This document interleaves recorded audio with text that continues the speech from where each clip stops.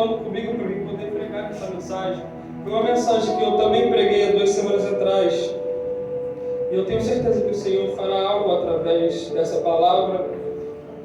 E quem faz é Ele, né? Quem somos nós para poder contrariar aquilo que o Senhor quer. Todos nós já conhecemos essa passagem sobre a descida do Espírito Santo. Só que Jesus, antes dele partir, ele deixa avisado que ele não nos deixaria só, que ele mandaria o Consolador, o Espírito Santo, que cuidaria de nós. Então, antes dele partir, ele já deixa os discípulos avisados, pois os discípulos se preocupavam com o futuro deles, porque eles não queriam ficar sós. Então, eles sempre se perguntavam sobre o futuro. Só que Jesus sempre chega acalmando a situação, porque muitas das vezes nós queremos saber de algo que ainda nem vivemos ainda, ficamos turbando nossos corações por algo que ainda há de vir. E os discípulos já estavam turbados, assim como em Mateus 24, quando eles queriam saber quando o Messias havia de vir, só que Jesus dá sinais. Jesus fala sobre os sinais que haveriam de acontecer, e aqui não é diferente sobre a descida do Espírito Santo. Jesus deixa tudo avisado, para que eles pudessem fazer a vontade do Pai, para que eles pudessem ficar em Jerusalém até que fossem revestidos do poder. Então Jesus ele acalma os discípulos, e que eles venham esperar a descida do Espírito Santo. E sempre que na Bíblia era mencionado sobre o batismo do Espírito Santo, sobre a descida do Espírito Santo, era também mencionado sobre espalhar as boas novas, sobre trazer discípulos, sobre fazer discípulos, sobre curar, sobre transformar vidas, porque era para isso que o Espírito Santo ia vir sobre nossas vidas, porque nós não temos poder para nada. Então o Espírito Santo não viria só para nos consolar, mas para nos ajudar a fazer uma boa obra, para nos ajudar a fazer a grande obra, a complementar algo dentro de nós. Então para isso o Espírito Santo ia vir sobre nossas vidas. Só que naquele dia, quando eles estavam esperando e foram todos revestidos, pois eles estavam todos reunidos num só lugar, e o Espírito Santo desceu sobre todos que estavam ali, onde todos estavam reunidos num só propósito, numa só visão. Estavam todos ali esperando a descida do Espírito Santo. Só que tinha pessoas também que estavam ali, mas não estavam aguardando a descida do Espírito Santo. Então só foi cheio do Espírito Santo todos aqueles que estavam num só propósito, todos aqueles que estavam esperando, todos aqueles que estavam em ligação, porque aonde a igreja é ligada, reunida, há alguma coisa que acontece, porque aonde a igreja está reunida, ela alcança aquilo que ela quer. A união faz a força, a união, ela nos faz ser forte e alcançar aquilo que nós almejamos. Só que aonde tem desunião, nós não conseguimos alcançar nada de Deus. Aqueles que estão em desunião, aqueles que estão desligados, eles não recebem nada de Deus. Eles apenas ficam ali contemplando coisas, como foi daquelas pessoas que ficaram enxergando, aqueles que foram batizados, que foram transformados, que tiveram suas vidas mudadas. Eles apenas observaram e começaram a criticar, porque é sempre assim, pessoas que não têm nada, elas criticam aquelas que têm. Pessoas que nunca conseguem nada, elas sempre vão criticar aquelas que estão tendo alguma coisa na vida, aquela que tem um mover, aquela que está cheia pelo Espírito Santo. Sempre vai ter pessoas que vai criticar a vida daquelas que estão sendo transformadas, mas sempre vai haver opositores. Você não tem que se turbar, tem que acalmar teu coração, porque sempre haverá acusadores, sempre haverá pessoas que vão vir contra você, que vão vir te acusar, que vão vir falar, mas isso tudo é normal, porque o próprio Messias passou por isso, então nós também vamos passar. E naquele dia não foi diferente, porque as pessoas começaram a falar que eles estavam embriagados, que eles estavam loucos, mas era apenas 9 horas da manhã. Como é que aquele povo ia estar embriagado? Só que Paulo diz algo muito interessante. Paulo vai dizer que aquele que é espiritual, ele se inclina para as coisas do Espírito. Só que aquele que é carnal, ele só se inclina para as coisas da carne. Quem é espiritual, ele entende o mover de Deus, ele entende o agir de Deus. Só que quem é carnal, ele não entende quando Deus está agindo, ele não dá ouvidos quando Deus está falando, ele não entende quando Deus está no arraial. Por isso, muitas das vezes, nós olhamos dentro do culto o tanto de pessoas frias, vazias, que não sentem nada de Deus, porque são pessoas carnais. Porque eu te garanto que se fossem pessoas espirituais, já estaria sentindo essa presença que paira sobre este lugar, já estaria sentindo essa glória, essa graça que está sobre nós, sobre este lugar. Mas pessoas carnais não vão sentir. Por quê? Porque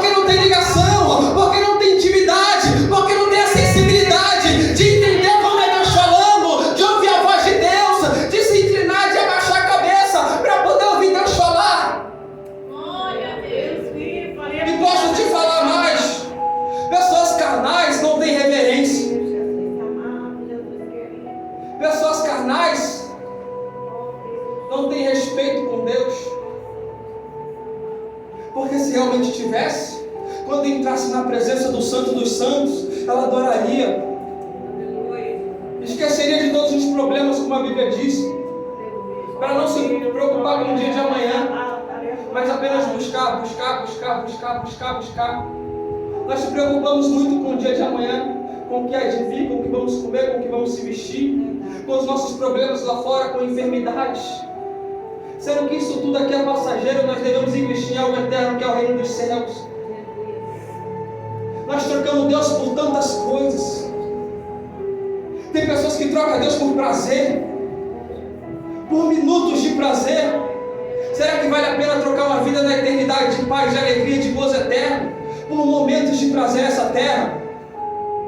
É o que tem acontecido na nossa geração. As pessoas estão trocando Deus por sexo. As pessoas estão trocando Deus por bebida, por drogas, por vícios que satisfazem sua carne por momento, mas depois que acaba, é uma angústia que vem sobre nós, é uma tristeza profunda. Só que as pessoas querem aproveitar e ficar naquele pico de adrenalina que desce e sobe, e nunca preenche o vazio que está dentro de nós. Por isso somos infelizes. Por isso muitas pessoas aí não são felizes. Por isso tanto suicídio, tanta depressão, tanta ansiedade, tanta angústia dentro dos corações, tantas pessoas que não amam ninguém, tantas pessoas que desprezam o próximo, porque são pessoas individualistas que estão preocupadas só com si mesmo. Porque se nós se preocupássemos com o próximo, nós íamos também se preocupar com nós mesmos, com o nosso bem. Porque quando fazemos o bem para nós mesmos, nós vamos entender que temos que fazer para o próximo. Porque quando nós nos amamos, nós amamos o próximo. Quando fazemos a obra de Deus, não vamos fazer só para nossas vidas, mas é para agregar na vida dos outros, dos nossos irmãos. E é isso que é fazer a verdadeira obra. E crente que não faz isso, agora quem é carnal não faz nada, não quer saber de ninguém, só quer saber do seu próprio nariz, só quer saber de fazer suas próprias vontades, só quer saber de satisfazer a tua carne, de satisfazer o teu ego, de ouvir coisas que satisfazem as tuas próprias vontades. E o Paulo já vai nos alertar, lá em Timóteo 4, ele fala isso para Timóteo, que no fim dos tempos muitos apostatariam da fé, seguiriam doutrinas de demônio, coisas segundo suas próprias concupiscências. As pessoas só iam querer ouvir coisas que iam satisfazer o teu ego, porque a palavra de Deus é para confrontar mesmo. A palavra de Deus é para te confrontar, para poder te trazer mudança, para poder mudar a tua alma, o teu ser, para poder mudar a tua mente, o teu coração, para limpar de toda a impureza. É isso que a palavra serve nas nossas vidas. Não é para nos consolar, não é só para nos animar, porque o que anima é saber que Ele vem, que vem buscar a tua igreja. O que anima é saber que Ele quer a igreja preparada, que Ele vai nos tirar dessa terra de tormento, de dor, de tristeza, de angústia, porque Ele tem um lugar preparado para nós. Essa palavra de ânimo, de alegria, que a igreja precisa ouvir, e de despertamento. Só que o que tem acontecido hoje em dia, as pessoas só têm ouvido coisas boas para a carne, porque para o espírito ninguém mais tem falado. É tantas e tantas pessoas que estão mortas dentro da casa de Deus, porque não ouvem nada de Deus. Porque tantas e tantas pessoas que assumem o púlpito, o microfone, e só falam coisas para poder alegrar o povo, a multidão, para poder ganhar a plateia. Porque é isso também que muitos cursos ensinam. Porque eu faço teologia também, tem muitos livros e muitos cursos que ensinam isso, em você ganhar a plateia para você, em ter tempo determinado para pregar. Irmão, quem gosta de ouvir Deus, ele não se importa em sentar aqui 1 hora, 2 horas para poder ouvir Deus falar. É um alimento para nossas almas, nós necessitamos disso. Glória a Deus. Muitas vezes alimentamos nossas almas horas e horas com coisas ruins lá fora, mas quando é para ouvir a palavra de Deus, que vai alimentar nossas almas, que vai nos limpar por dentro, que vai nos transformar. 30 minutinhos tá bom, passou disso, está enchendo linguiça, passou disso, está sendo chato, passou disso, não tem senso mais o pregador. Irmãos, quem gosta desse alimento aqui, ele quer se alimentar mais e mais, ele quer ouvir mais e mais. Não é só 10 minutinhos, não é só 15 minutinhos, não. A palavra antigamente era 2, 3 horas de pregação, hoje em dia é 20 minutinhos, e com palavras que vai te satisfazer. Que evangelho é esse? Eu gosto de ouvir aquilo que me confronta, porque vai me trazer mudança, ainda que doa, ainda que me machuque. Porque eu entendo que a palavra de Deus, ela te confronta mesmo. A Bíblia vai dizer que ela é viva e eficaz, mais penetrante que espada de 2 gumes, que vai entre juntas e medulas, a divisão da alma e espírito, apta para discernir pensamentos e intenções do coração. A palavra de Deus, ela machuca quando ela bate. Ela dói, mas ela te traz mudança. Ela te traz transformação. Quando é a verdadeira palavra. Glória a Deus, aleluia, Jesus. Agora, quando não é, ela te faz ficar no comodismo. E você pode notar tudo aquilo que é bom demais tem algo de errado. É isso que nós precisamos ouvir todos os dias. É a mensagem vindoura, a mensagem cristocêntrica. Porque hoje nós estamos no centro, estamos se colocando no centro. Não é mais Deus no centro, é o homem no centro, é a vontade do homem no centro. Tudo agora é o homem. Colocamos homens no centro de tudo, pregadores, cantores, que muitas das vezes não tem nem Deus na vida, só está ali porque Satanás colocou por causa de uma oportunidade, mas que vive uma vida dupla, que vive uma vida de erros. Todos nós erramos, todos nós falhamos, ninguém está livre de errar. Só que nós temos que saber diferenciar. Nós temos que saber colocar Deus em primeiro lugar nas nossas vidas e não o homem, e não nossas vontades também. Esse é o discurso que Pedro dava. Esse é o discurso que o meu Jesus dava. Porque sabe qual é a visão que nós temos de Jesus? Hoje em dia, de Jesus? Um Jesus bonzinho, que passa a mão no pecado, que fala só manso. Um Jesus que não te confronta a mudar. Um Jesus que não quer saber dos teus pecados, mas só do teu coração sujo. Eu sei que é difícil você glorificar Deus com uma mensagem dessa, mas é para refletir, não é para você gritar, não é para você gritar, porque o Evangelho não se trata só disso, se trata de ouvir e começar a praticar. Se trata de ouvir e aplicar aquilo na tua vida. E quando o Senhor palestrava essa mensagem comigo, eu também me senti confrontado. Mas eu entendi que eu precisava mudar, eu entendi que eu precisava de mudança.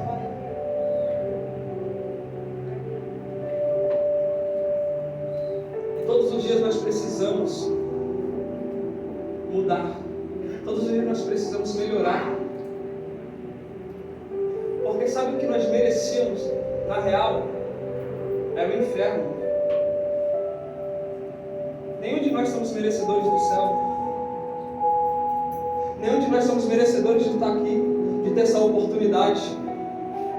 Sabe por que Satanás tenta, de todas as maneiras, nos derrubar, nos tirar da presença de Deus? Porque ele já esteve lá um dia, e por causa de um erro, ele vai pagar por toda a eternidade. E nós erramos todos os dias. E mesmo assim temos a oportunidade de entrar aqui. Mesmo assim temos a oportunidade todos os dias de fazer diferente. E a oportunidade de ser salvo. Só que não é sempre que essa oportunidade vai estar aberta nas nossas vidas. Então temos que saber aproveitar. Não sabemos a hora nem o dia que ele há de vir. Não sabemos a hora nem o dia que vamos partir. Porque podemos morrer antes de Jesus voltar. E aí eu te pergunto, será que você está preparado para ter um encontro com Ele? Será que nós estamos preparados para viver uma eternidade de sofrimento?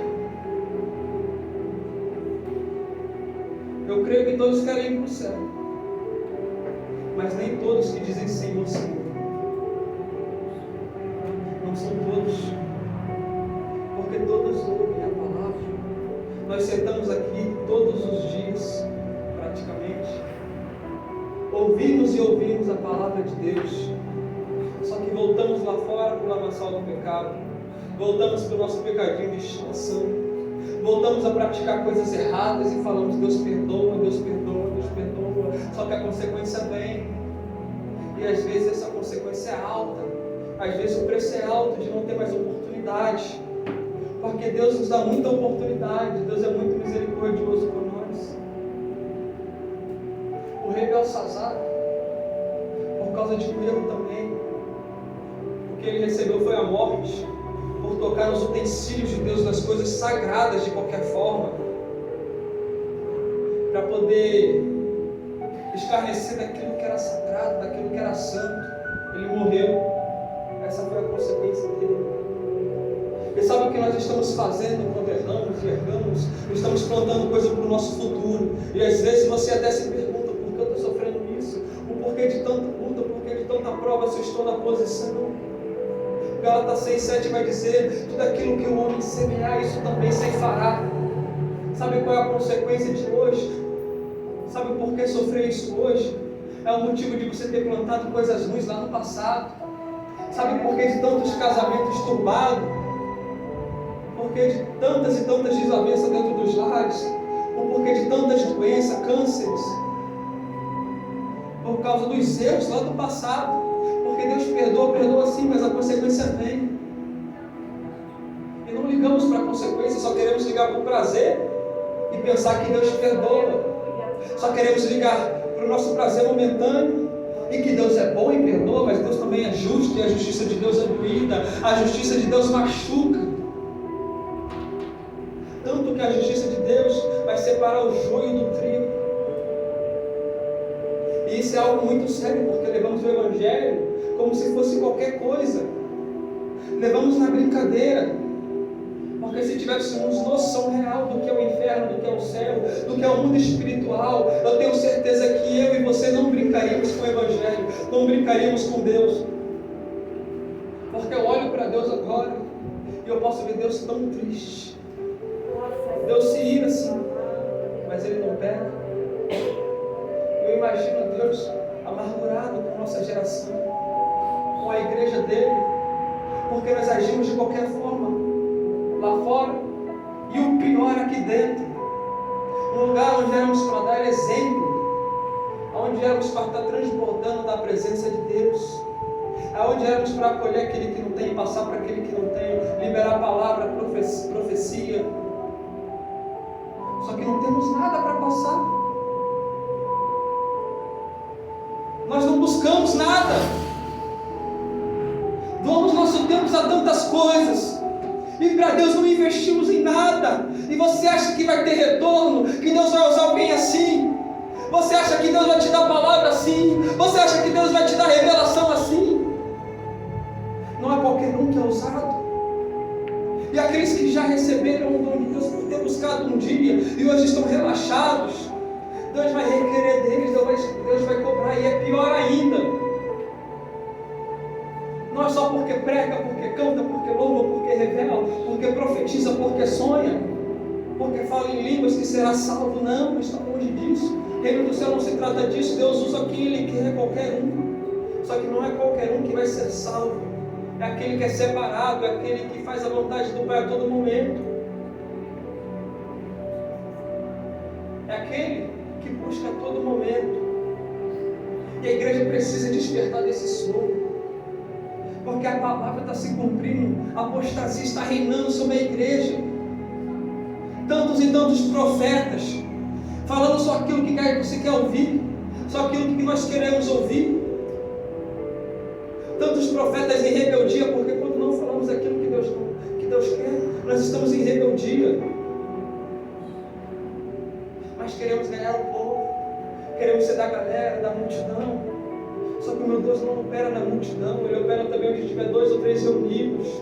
E é melhor 2 ou 3 reunidos no nome do Senhor, aonde a sinceridade, aonde a temor, aonde a reverência, aonde o pleno temor está dentro de cada um, do que um lugar cheio de pessoas que não têm nada de Deus, vazias, que estão escarnecendo do nome, da vontade de Deus. Porque se você reparar, há tantas e tantas igrejas que estão escarnecendo. Está sendo como naquele dia de Atos, como se cumpriu a promessa. As pessoas zombavam dos dons de Deus. Algo muito sério, é um dom de Deus, é algo que Deus prometeu, e as pessoas zombavam. E quantas vezes não zombamos de algo sagrado, santo? Quantas e quantas vezes não rimos de pessoas falando em línguas sem necessidade, para poder brincar, para poder escarnecer? Isso é algo muito sério, mas que não levamos a sério. Há tantas e tantas pessoas nos altares falando baboseira, zombando do nome de Deus, fala em línguas, rodeia, sapateia, mas está na carne, não tem nada de Deus. E às vezes a gente fica rindo de vídeos que são postados damos visualização e engajamento, compartilhamos. Isso é algo errado, porque está zombando do nosso Deus. Nós deveríamos defender, porque se você vê, quando zombamos, quando confrontamos os espíritas, os católicos, os maçons defendem aquilo que é deles, eles defendem a fé deles, porque nós não defendemos a nossa. Nós compartilhamos de algo que é zombado da nossa fé, daquilo que acreditamos. E você acha que Deus se agrada disso? As pessoas zombando, escarnecendo. E nós que dizemos ser cristãos, permitimos isso. Compartilhamos de algo errado, porque tudo que é errado nós queremos compartilhar. Agora vemos uma palavra, não compartilhamos muitas das vezes. Vemos os irmãozinhos compartilhando a palavra, mas não ajudamos ele a crescer. Não curtimos, não compartilhamos aquilo que ele posta, mas queremos curtir, compartilhar algo que é do mundo. Queremos curtir, compartilhar algo engraçado, algo que zomba da nossa fé, algo que confronta a nossa fé, algo errado. Nós compartilhamos, mas não ajudamos o nosso irmão a crescer. Não ajudamos o Evangelho a ser compartilhado, a ir adiante. Não ajudamos. Faça uma autoanálise da tua vida. Você está da forma que Deus queria? Você está fazendo aquilo que Deus queria que você fizesse?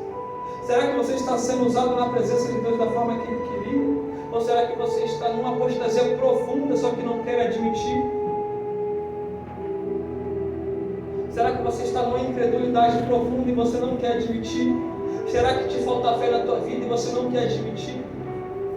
Porque eu já cheguei a pregar não crendo em Deus. Eu não tenho vergonha de admitir isso. Quando eu passei por depressão, eu pregava, mas não acreditava em Deus. Eu estava duvidando. Até que eu tive um verdadeiro encontro com Deus. E Ele me mostrou quem Ele era e Ele me transformou por inteiro. E sabe que nós precisamos ter um encontro com Deus. Porque achamos que já tivemos, mas não temos. A Bíblia vai dizer que assim que alguém está em Cristo, nova criatura é, as coisas velhas se passaram, eis que tudo se fez novo. Aonde abundou o pecado, superabundou a graça. E aí eu te pergunto, será que Deus te transforma para depois você ir lá para o lamaçal do pecado e se perder de novo? Deus faz isso? Quem é transformado realmente é transformado. Ele realmente muda, ele realmente se arrepende. E arrependimento é mudança de vida, é deixar de fazer as práticas a qual nos condena todos os dias. E era esse o evangelho de arrependimento que Jesus pregava e que Pedro pregou quando ele tomou a palavra para poder falar. Que no fim dos tempos, muitas coisas iam acontecer, escândalos e escândalos. Só que antes disso, nós seríamos usados também na presença de Deus. Só que nem temor nós temos de estar na presença dEle. Como é que nós vamos ser usados? Damos atenção a qualquer coisa. Prendemos nossa atenção a qualquer coisa, menos na palavra, menos na presença de Deus.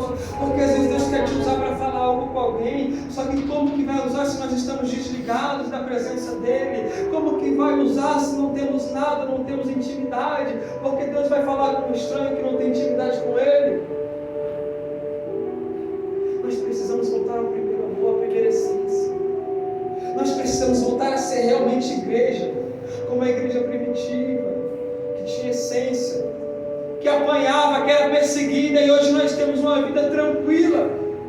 Nós temos o direito de ir e vir. Eles eram perseguidos e mortos, e mesmo assim eles não negavam a fé dele. E hoje nós trocamos nossa fé por prazeres, por qualquer coisa aí fora. Queremos ouvir a palavra de Deus. Irmãos, esse evangelho que eu estou te falando aqui é o verdadeiro evangelho. É o que nós precisamos ouvir todos os dias. E se eu estiver mentindo, que Deus me tire daqui e me mate. Porque eu não tenho medo de fazer prova com Deus. Porque se eu estiver falando aquilo que é da minha carne, que Deus me tire daqui e me mate. Eu falo aquilo segundo a vontade de Deus. E o que Deus fala é para confrontar mesmo. Assim como Jesus falou em João 6,66, onde muitos o deixaram, mas os discípulos que ficaram entenderam. Eles entenderam que não havia outro que poderia levar a salvação se não fosse Jesus. se não fosse através daquelas palavras que eram duras, mas que iam trazer transformação na vida deles e queriam direcionar eles ao reino dos céus. E é esse tipo de palavra que a igreja precisa ouvir todos os dias. Assim como Pedro, que tomou a palavra e começou a falar. E quando ele começou a falar, certos homens falaram: Senhor, o que nós precisamos fazer? E Pedro falou: se arrependam hoje e sejam batizados em nome de Jesus. O arrependimento traz transformação, traz o batismo do Espírito Santo. O arrependimento traz transformação. E assim que viviam os apóstolos. Na pregação de Pedro, nesse pequeno discurso, teve um acréscimo de quase 3.000 almas. E hoje não conseguimos ganhar uma alma para Jesus. Eles ganhavam multidões. E não conseguimos ganhar uma alma para Jesus. Faz uma análise da tua vida. Naquele tempo, Jesus curava. Hoje Jesus cura também. Jesus sempre foi o mesmo. Deus sempre foi o mesmo. Mas por que Jesus não cura como curava antigamente? Porque nós não buscamos como os nossos antepassados buscavam. Hoje o que nós vemos é só bagunça, pessoas pulando e rodando dentro da casa de Deus, gritando. Isso não significa absolutamente nada. Não estou dizendo que é errado, mas isso não significa nada. O verdadeiro evangelho traz transformação, faz pessoas serem curadas. Eu nunca vi uma pessoa ser curada de câncer, paralítico andar, mudo falar, surdo ouvir. Você vê isso hoje em dia? Era para isso estar acontecendo no nosso meio. E por que não acontece? Por causa da nossa incredulidade, por causa da nossa fé, por causa da nossa falta de busca, da nossa falta de fé. Porque era para ter pessoas sendo curadas. Jesus quer ver pessoas curadas. Jesus quer ver pessoas sendo transformadas, pessoas mudadas. Mas para isso primeiro precisamos aceitá-lo. Para isso precisamos dar o nosso jeito de aceitar o Evangelho. Porque não é Jesus, não é o Evangelho que tem que nos aceitar, é nós que temos que dar o nosso jeito de aceitá-lo, de se enquadrar nisso aqui todos os dias. E é por causa disso que não somos usados. E é por causa disso que milagres e maravilhas e prodígios não acontecem no nosso meio. É raro. Porque é raro ter pessoas que se consagram. E essa palavra vai para mim também. É raro ter pessoas que buscam Deus verdadeiramente, que abrem mão das vontades. Porque Jesus, Ele chama para vir até Ele da forma que nós estamos.